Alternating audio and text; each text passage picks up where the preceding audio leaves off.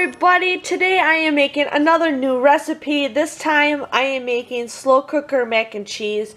I love macaroni and cheese and I've always wanted to make homemade macaroni and cheese. So I'm here to show you guys what you guys will need. So what you guys need is a box of elbow macaroni, the 16-ounce size, so we're going to use that whole size. We need 2 cups of whole milk, so I got the whole milk and already poured the 2 cups in there. We need 1 12-ounce cup of evaporated milk. I also need a ½ teaspoon of salt, 2 tablespoons of butter, and then I need 3 cups of shredded cheese. So the instructions call for adding the evaporated milk, so pretty much everything into a slow cooker. And it wants to be on low. So we're going to turn it on and have it at the lowest setting.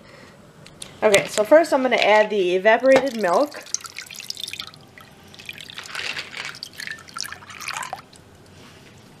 Okay, now we're going to add the 2 cups of whole milk.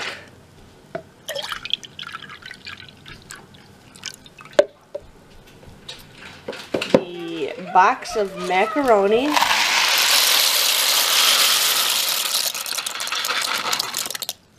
Look at that.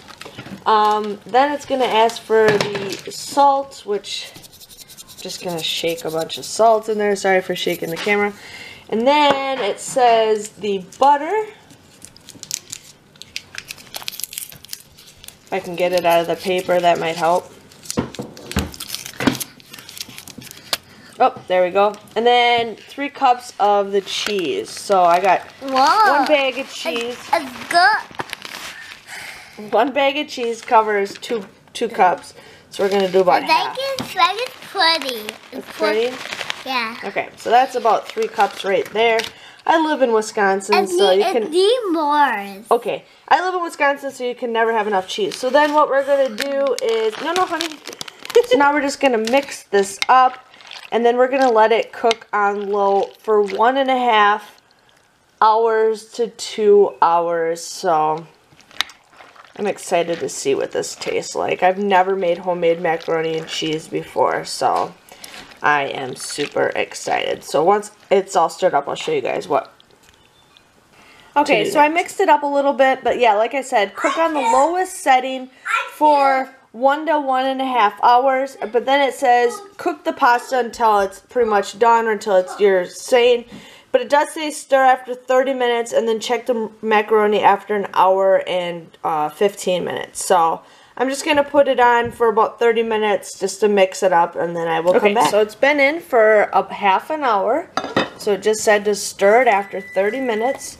So I'm going to stir it and then let it cook for another hour and 15 minutes to stir it again. So it's already starting to stick, but I know it's because it's still hard, but we'll check it out in an hour and 15 minutes. So now it has officially been sitting in here for an hour and 15 minutes. I'm going to stir it and then let it sit in here for another 15 more, and then I'm going to taste check it. But it already smells really good.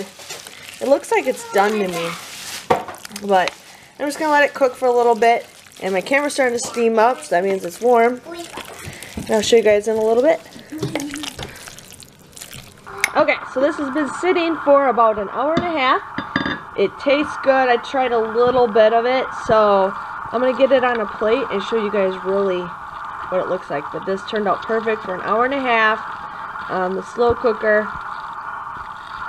It looks and smells great. Okay, so I'm going to try it. I'm excited to try this.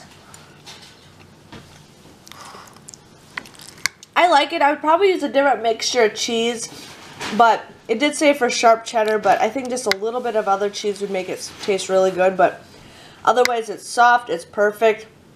I love it. I will definitely be making this again. This comes out to be a great meal for a bunch of people.